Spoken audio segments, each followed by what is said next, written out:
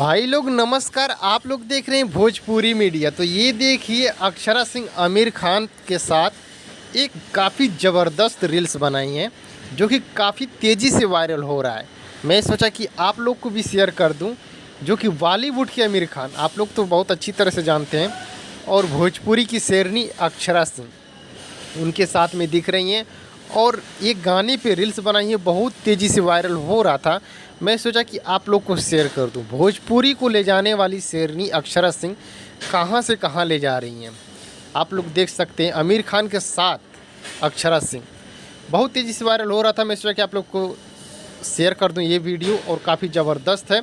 और आमिर खान का आया था कुछ ऐसे ही गाना, और उस गाने पे अक्षरा सिंह और आमिर खान सेट सॉन्ग है, उसी गाने पे रील्स बनाए हैं और ये वीडियो बहुत तेज़ी से वायरल हो गया। वीडियो पसंद है, वीडियो को लाइक ज़रूर करना, चैनल को सब्सक्राइब जरूर।